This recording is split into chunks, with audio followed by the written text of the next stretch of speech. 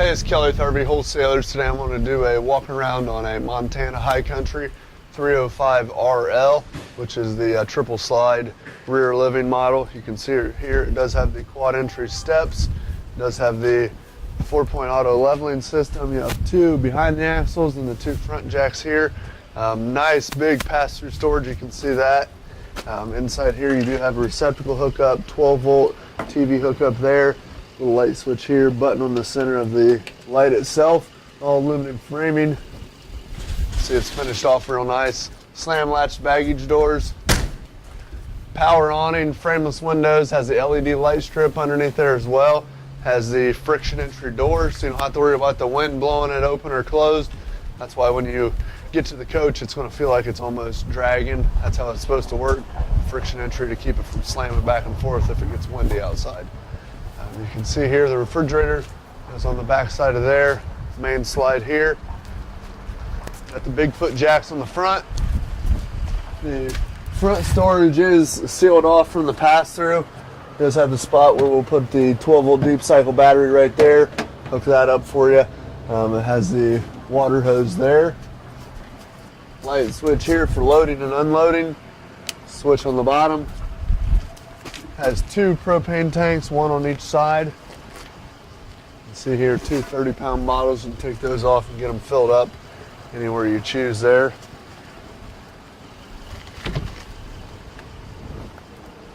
Over here you can see the other side of the pass-through. Also right inside of here is going to be your switch for your auto leveling. You'll turn that on, hit the auto level button, and it'll level up the coach for you. Also, if you look right here at the bottom, it gives you a little instruction on how to use it for the front jacks if you ever have any problems. Nice little go-to manual there for you. Central station here for all your valves. Everything's labeled out for you. These are the low point drains. You can shut those on and off. You can see here everything else is spelled out for you. City water connection. What you're going to want to do is anytime you go camping and they have water hookup, you'll screw into the city water connection. You always want to make sure you use a water pressure regulator. What that's going to do is reduce the PSI down to about 45 PSI so you don't burst the lines.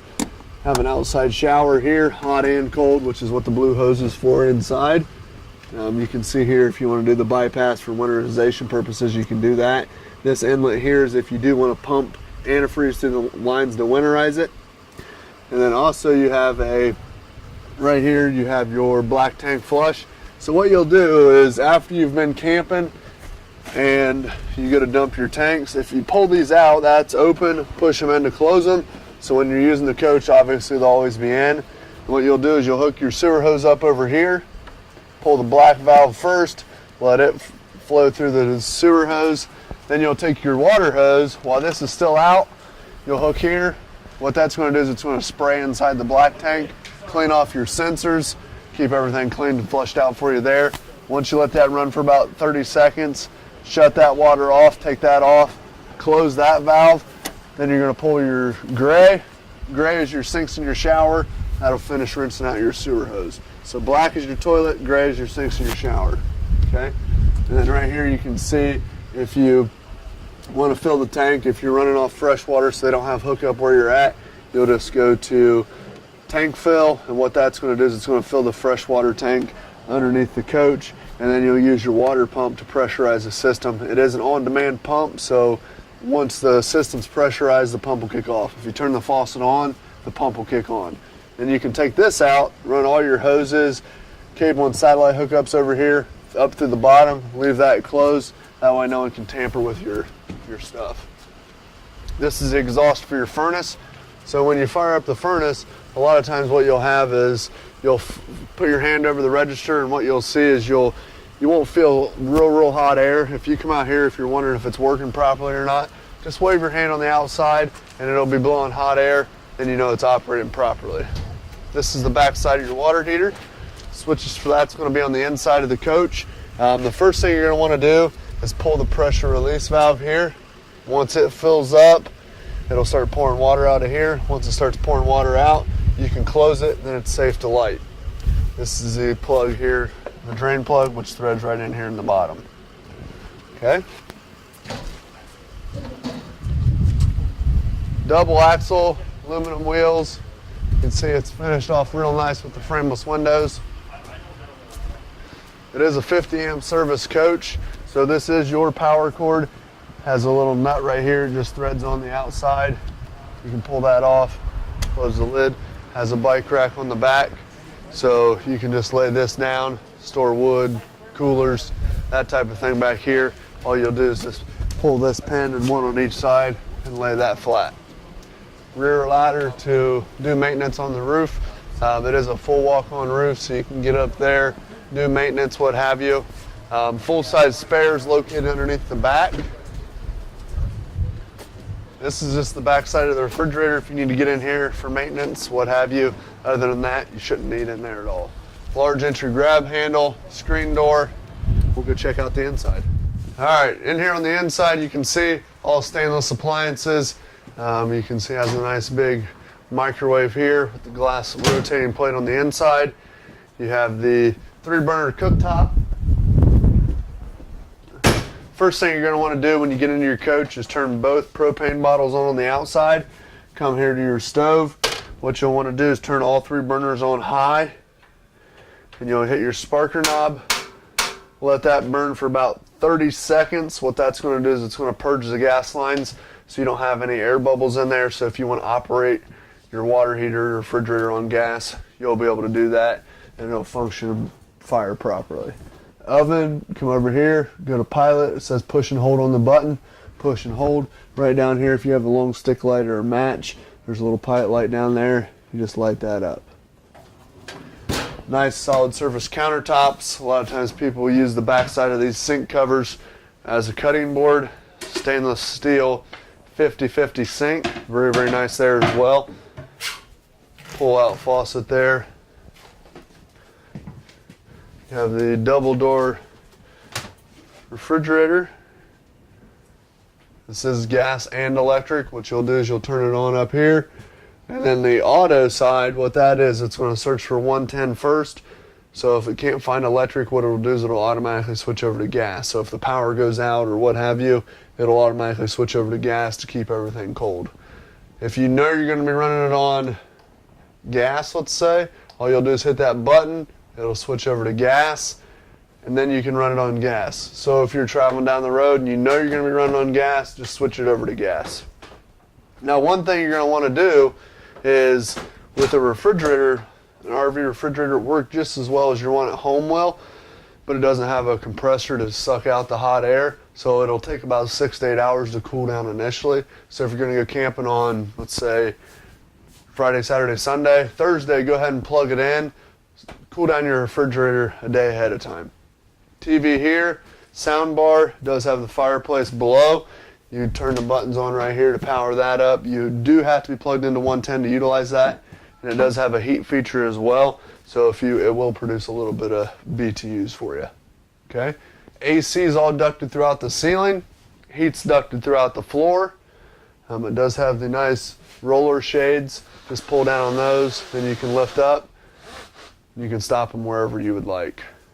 Has a nice theater seating over here with the armrest in the middle. All you do is pull up on the handles, footrest will kick up.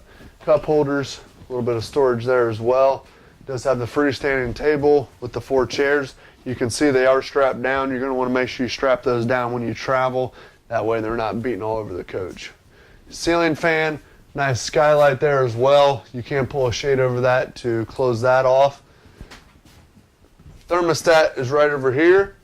Works just like the one at home will. What you'll do is you'll turn it on, and then you just pick which mode you want to go to, whether it's just a fan, which will bring outside air in, cool, which is AC, furnace, so on and so forth. Adjust your temperatures here. Okay? Right over here, you're going to have your breaker and fuse panel. All 110 breakers are here. All your 12-volt fuses are here. Okay? Now there is a converter, which you'll hear a little fan running in behind there. What that's going to do is it's going to convert 110 down to 12 volt. Okay? And then right in here you can see you have a nice big max air fan right there. Obviously you can't reach it. So there's a little control board right here for it. Turn it on and off, raise it up or down, and adjust your speeds. Okay? To run your awning in and out, the buttons right here, lights, All your slide out switches are right here. All you'll do, and those will run off 12 volt, hold the button in, the slide out will run in. Once it comes in and it stops, you'll know that. Then when it runs out, all the way out, when it stops, you stop, okay? Awning light there, porch light, everything's labeled out for you real nice. Living room lights when you come in. Water heater, if you want to run it on 110, electric over here, gas over here. The gas will run in sequences of 3, so what will happen is after you've purged the lines, come in here and fill up the water heater with water. So we'll flip this switch on to run it on gas. It does run more efficiently, heats the water cooler or faster on gas versus electric, but you will use your propane obviously. So if you flip this switch on, it'll try to light 3 times. If it doesn't light, this red light right here will kick on. If that red light kicks on, come over here, flip the switch off, wait about 10 seconds, then flip it back on. Try 3 more times. Electric side here, water pump switches here. Now this is going to be your monitor panel. So you just hold this, like for the battery for instance, hold that down. You can see it's fully charged because we're plugged in. Now your battery is going to trickle charge anytime you're plugged into 110. Black, gray, ceiling fan switches there. Okay, pretty self-explanatory, spells everything out for you. Nice little coat closet there. Here in the bathroom, this door swings this way so you can get in from either side, the bedroom or the hallway. Very, very nice feature there. Nice big skylight over the shower. Fan here. Gfi receptacle right here. Now they run in series, so if you go to plug into another outlet and it's not working, make sure this one isn't tripped. Porcelain foot flush toilet. So if you push about halfway down, it'll let the water go in. If you push all the way in, it'll flush it and release the water. Okay? Go in here and check out the master. You can see here I have nightstands on both ends, a window on each side, a window at the foot of the bed. Now there is going to be a little bit of storage under the bed. And it's held up by struts, so you can take your hand off of it. That way you're not trying to hold it up at the same time. Vent here, plenty of storage up here in the front closet. When you're traveling, you just want to make sure that these are closed and this latch is latched all the way. Also over here on this side, you're going to be able to see your washer dryer hookup, receptacle there. There's a light up here as well, little push button on that. Shoe storage.